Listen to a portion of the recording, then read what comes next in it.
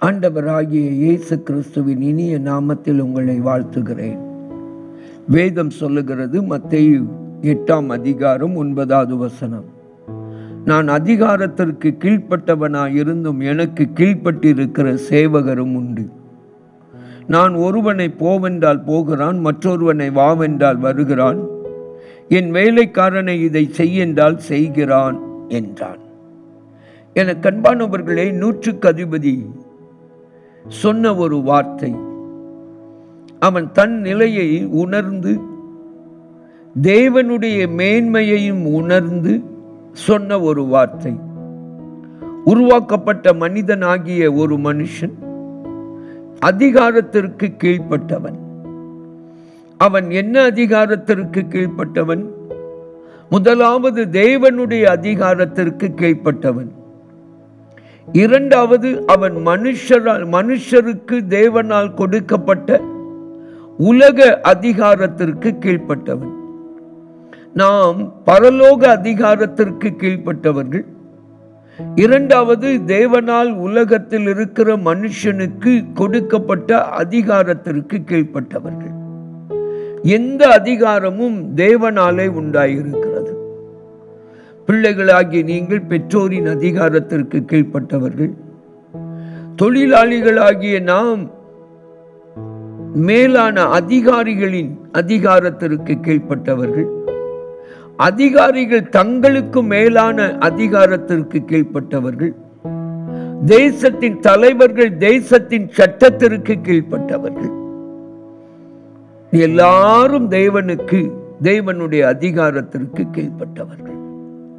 நாம் எதற்கு அழைக்கப்பட்டிருக்கிறோம்? கீழ்ப்படிய அழைக்கப்பட்டிருக்கிறோம். இங்கே அவன் சொல்லுகிறான், நான் அதிகாரத்திற்கு கீழ்ப்பட்டவன், ஆனால் எனக்கும் ஒரு அதிகாரம் இருக்கிறது. நான் 100 பேருக்கு அதிபதி.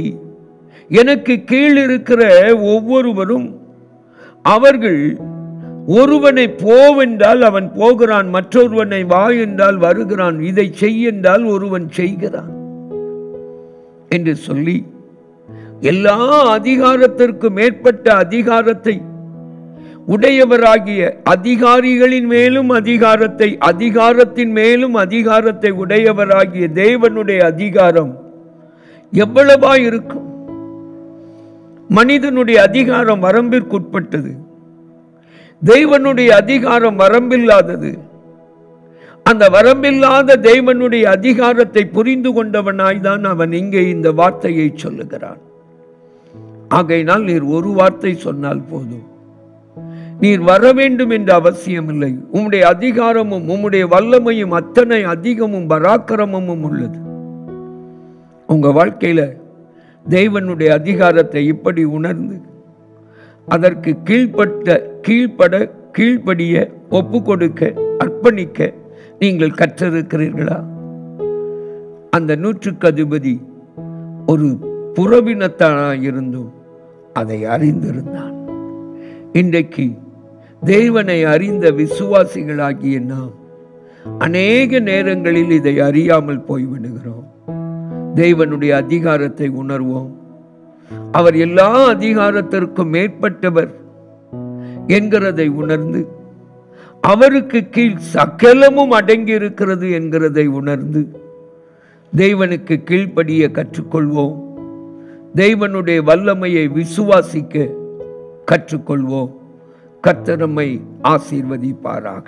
ஜெபிப்போம். அன்பின் பரம தகப்பனே, உமக்கு நன்றி.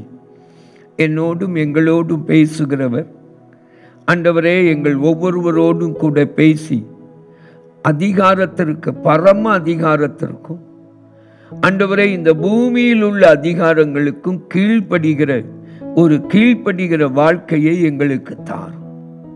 அப்படி செய்கிற கிருபைக்காய் ஸ்தோத்திரம்.